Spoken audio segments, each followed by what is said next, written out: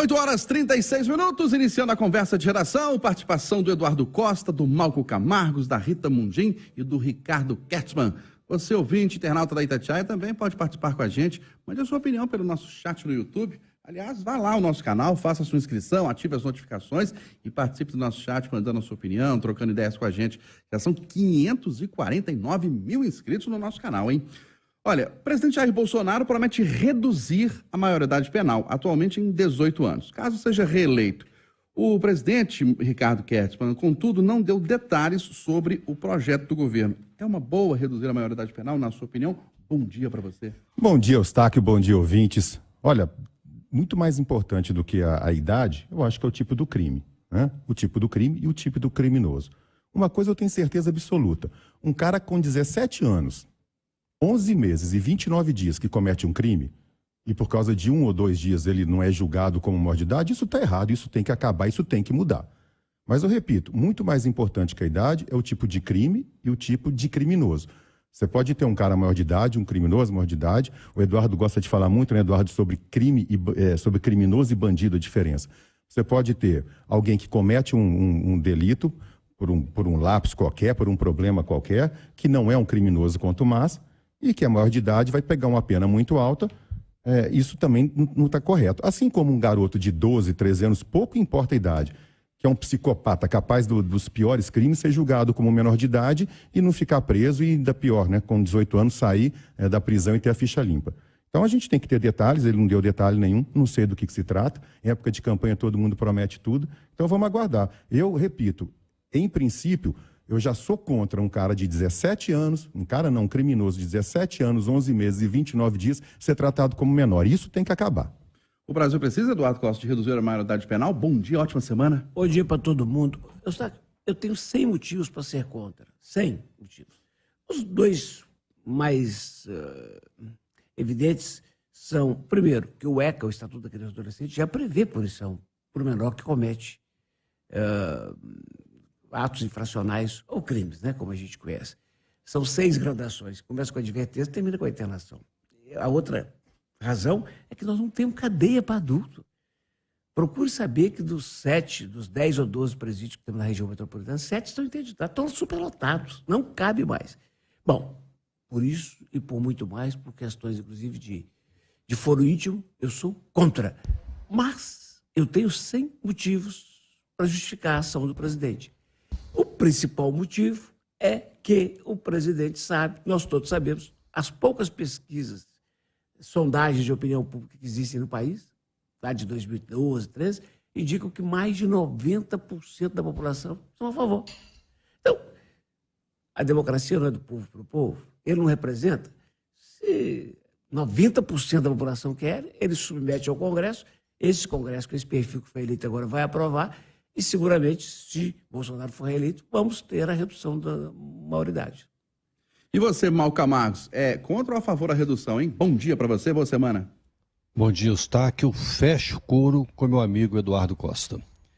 A princípio, condenar um jovem à cadeia depende muito do crime. E é bom lembrar, há as casas de reclusão, mas da mesma maneira que o sistema penitenciário não funciona para adultos, também, ou funciona menos ainda, para os jovens. Um aviãozinho de um tráfico, né, alguém que trabalha no tráfico numa favela, ou um usuário de maconha em uma favela, não pode ser condenado à cadeia, porque certamente, no sistema penitenciário, tal como vai sair de lá muito pior do que entrou. O que nós precisamos é colocar as crianças em escola em tempo integral. O que nós precisamos é garantir alimentação de qualidade para elas. O que nós precisamos de garantir dignidade aos pais. Mas Eduardo também bem disse, é verdade. Entre as pautas que estão em discussão, que se refere a alguns direitos, esta é uma que é um pouco de consenso na sociedade. Quase todo mundo concorda da necessidade de reduzir a maioridade penal. Interessante que o mesmo não se diz sobre a redução para a maioridade para dirigir. Aí as pessoas acham que o jovem não tem cabeça para isso ou não tem atitude para isso. As próprias seguradoras também não cobrem carro se você não especificar na apólice que algum menor de menos de 24 anos vá dirigir. Imagina se for de 16. Ou seja, tem que ser discutido. E a discussão não pode se dar em véspera de eleição. Isso deveria ter feito durante os 4 anos de governo, não foi feito e neste momento me parece muito mais uma medida eleitoreira. Ô Rita, bom dia. Aqui pelo nosso chat no YouTube, a Luciana Severi diz que seja qual for o crime, a idade tem que responder pelo crime que cometeu. Tem que parar com esse negócio de menor aparecer e assumir o crime de um maior de idade. Qual que é a sua opinião, Rita? Porque muita gente fala o seguinte, poxa, o menor, ele pode votar para presidente da República a partir dos 16 anos de idade. O voto é facultativo, mas ser punido por um crime que cometeu, não. Bom dia para você. Bom dia, Eustáquio. Bom dia a todos. Eu acho que eu concordo com um pouquinho da fala de cada um, porque o problema no Brasil, para variar, é estrutural. Então, é necessário, inclusive, ter um olhar para que a gente tenha até uma revisão, né, sobre todo o sistema penitenciário, sobre como fazer essa condução. Agora, uma coisa é certa, se o menor com 16 anos já pode votar, ele também já pode responder pelos seus crimes, né? Na questão de dirigir, o grande problema hoje é o abuso de droga, abuso de álcool. E aí a gente também volta na fala aí do Malcolm, dos aviõezinhos, e do que essa ouvinte com muita... ela colocou o dedo aí na ferida. É muito comum você ver adultos, né, maiores cometendo crimes e entregando os menores como se fossem os autores. Então, é preciso, sim, fazer uma revisão profunda, com lupa, em todo o judiciário brasileiro, no sistema prisional, para a gente resolver essas questões. Mas, repito, o problema, como bem disse o Malcolm, é estrutural.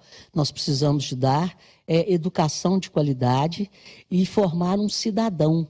Então, essa formação de cidadania, ela passa, sim, pelas responsabilidades do Estado em prover educação, saúde e segurança de qualidade para que as crianças não entrem cada vez mais precocemente para o mundo do crime. Eduardo, para você finalizar também, aqui pelo nosso chat no YouTube, a Francisca Silvina está dizendo o seguinte, não adianta nada diminuir a maioridade se não houver nenhuma punição na lei, nenhuma mudança na lei. Tem muitos bandidos adultos que pegam a pena, saem antes por bom comportamento e fazem tudo de novo. É isso. Ô Francisca, eu não sei o número de hoje, eu vou te dar o número que eu tenho de 1 ano e meio atrás. Minas Gerais tem 853 municípios, Francisca. 1 ano e meio atrás, Minas Gerais, eu descobri isso pelo seguinte, o menino cometeu um crime horroroso em Varginha e o juiz o mandou para internação em Divinópolis. Eu fui saber por quê. É porque Divinópolis é um dos poucos centros que ainda podia entupir mais. São 23 centros de internação de infratores para o estado que tem 853 municípios. Não funciona.